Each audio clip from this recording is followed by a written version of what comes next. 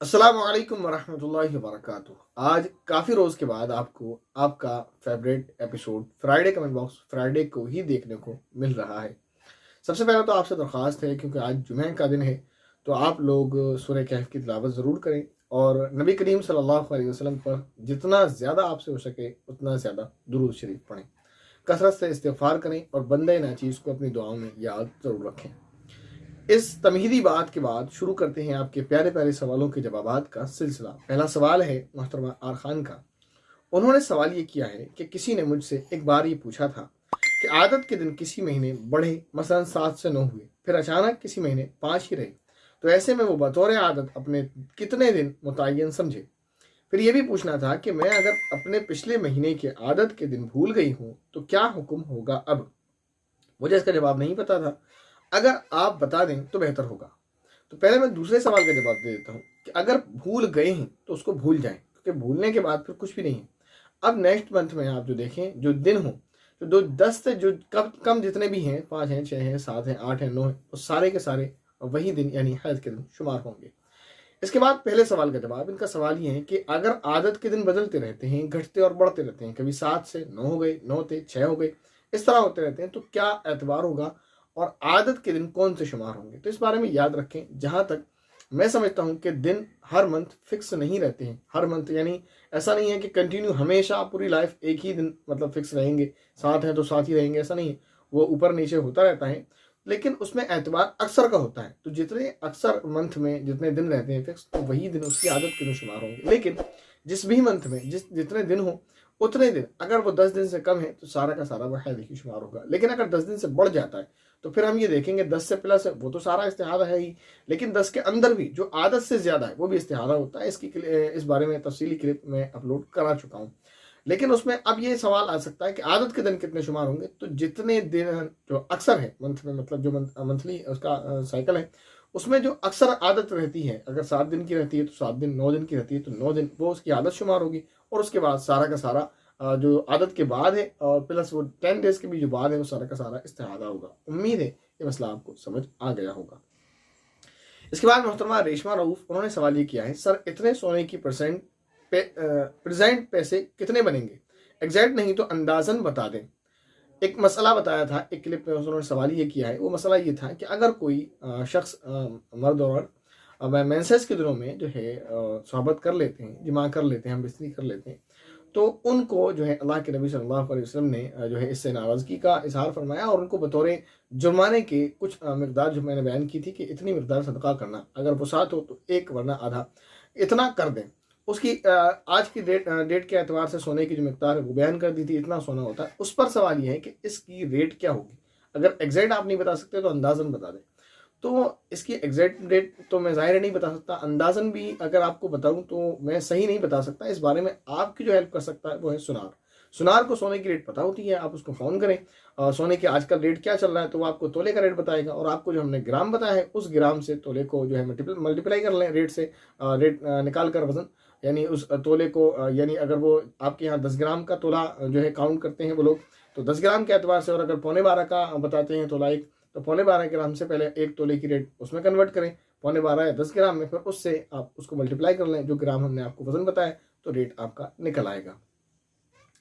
اس کے بعد محترمہ ایس کے سوال کر رہی ہیں، السلام علیکم۔ وعلیکم السلام ورحمۃ اللہ وبرکاتہ، پلیز آنسر ضرور دیجیے گا۔ مفتی صاحب، جیسا کہ حدیث میں ہے کہ اللہ تعالیٰ اپنے نیک بندوں کو تہجد میں اٹھا دیتے ہیں اور نافرمان کو سلائے رکھتے ہیں، لیکن میری آنکھ اپنے بچے کے ذریعے تہجد میں بھی اور فجر میں بھی کھل جاتی ہے، اور نماز کا بھی دل بہت کرتا ہے پڑھنے کا، لیکن میں پھر بھی نہیں پڑھ پاتی ہوں، کیونکہ چھوٹا بچہ ہے اور اس کو کوئی سنبھالنے والا نہیں ہوتا ہے، سب اس وقت سوئے ہوئے ہوتے ہیں، میری نماز چاہتے ہوئے بھی چھوٹ جاتی ہے، تو کیا مجھے اللہ کی طرف سے ہی توفیق نہیں مل رہی ہے؟ اللہ مجھ سے بہت ناراض ہے، کیا جو جاگتے ہوئے بھی میں نماز نہیں پڑھ پا رہی ہوں؟ پلیز ضرور بتا دیں۔ ان کے اس پورے اس میں 3-4 سوال ہیں۔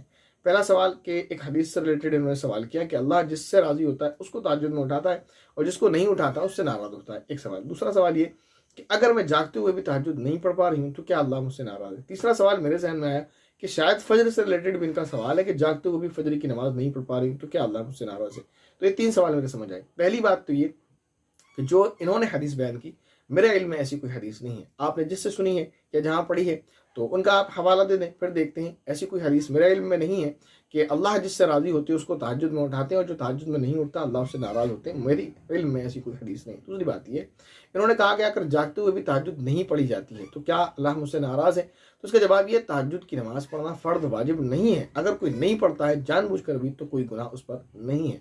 تیسرا یہ کہ اگر کوئی شخص جاگتے ہوئے فجر کی نماز نہیں پڑھتا ہے تو کیا اللہ اس سے ناراض ہے؟ یقیناً فجر کی نماز پڑھنا فرض ہے، اگر جاگتے ہوئے بھی بندہ نہیں پڑھتا ہے تو اللہ تعالیٰ اس سے سخت ترین ناراض ہے، اور اگر غفلت میں سویا ہوا رہتا ہے تو یہ بھی اللہ تعالیٰ کی ناراضگی کا سبب ہے۔ امید ہے آپ کا یہ جو مسئلہ ہے وہ کلیئر ہوا ہوگا، آپ کے سمجھ آ گیا ہوگا کہ آپ کے جو بھی سوالات تھے میں نے جتنے سمجھے وہ اس کو کلیئر کر دیا۔ اس کے بعد محترم صاحب عالم سعید صاحب سوال کر رہے ہیں، السلام علیکم۔ وعلیکم السلام ورحمۃ اللہ وبرکاتہ۔ کہتے ہیں میرا سوال یہ ہے کہ عوام کو نماز کے مسائل پر کون سی کتاب پڑھنی چاہیے؟ جزاک اللہ۔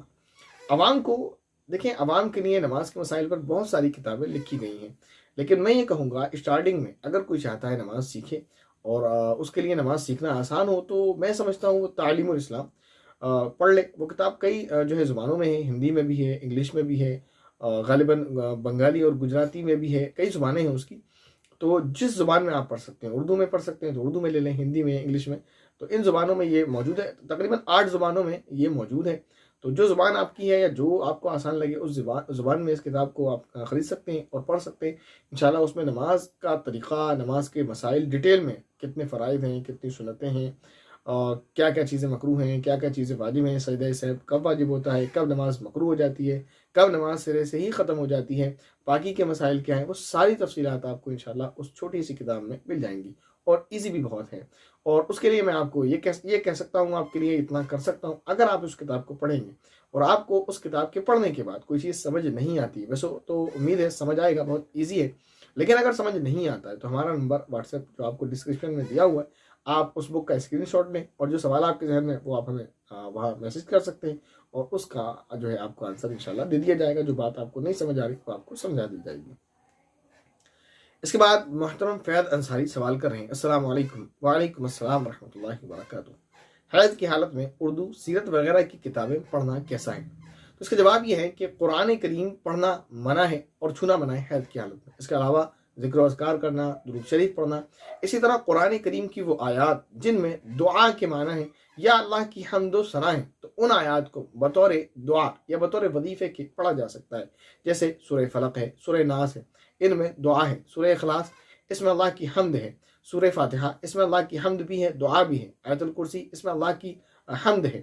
تو اسی طرح تمام قرآن کی وہ آیتیں جو اللہم سے شروع ہوتی ہیں، یا ربی یا ربنا سے شروع ہوتی ہیں، جیسے ربنا آتنا فی الدنیا حسنہ، جیسے ربنا لا تزغ قلوبنا، جیسے رب زدنی علما، رب اغفر لی ولوالدی رب ارحمہما کما ربیانی صغیرا، تو جتنی بھی دعائیں ہیں، اور یہ آپ کو اگر دعائیں ڈھونڈنا ہے کہ دعائیں کہاں ملیں گی تو اس کے لیے بہت آسان طریقہ ہے۔ آپ جو ہے ایک کتاب آتی ہے مارکیٹ میں موجود ہے چہل ربنا کے نام سے، اس میں قرآن کریم کی ساری وہ آیات جو ربنا سے شروع ہوتی ہیں وہ اس میں نقل کر دی گئی ہیں۔ تو اس طرح وہ ایک مسئلہ تو یہ ہو گیا کہ قرآن کریم کی تلاوت منع ہے اور قرآن کریم کو چھونا منع ہے، باقی وہ آیات جس میں اللہ کی حمد اور ثنا اور اللہ کی بڑائی ہے، یا وہ آیات جن میں دعا کے معنی ہے، ان آیات کو آپ بطور وظیفے کے، بطور دعا کے پڑھ سکتے ہیں۔ دوسرا یہ کہ درود شریف آپ پڑھ سکتے ہیں، ذکر و اذکار کر سکتے ہیں۔ اب رہ جاتا ہے سوال یہ کہ اور باقی دوسری اردو کی جو کتابیں ہیں سیرت وغیرہ کی، تو ان کو پڑھنا کیسا ہے؟ سیرت کی کتاب پڑھنا جائز ہے، لیکن اگر اس میں کہیں قرآن کریم کی آیت آتی ہے تو اس کو پڑھنا بھی ناجائز ہے اور اس کو چھونا بھی ناجائز ہے۔ اس پیج کو آپ پڑھتے وقت اس بات کا خیال رکھیں کہ وہاں پر قرآن کریم کی جو آیت لکھی ہوئی ہے اس پر آپ کا ہاتھ نہ لگے۔ امید ہے آپ کو کلیئر ہوا ہوگا۔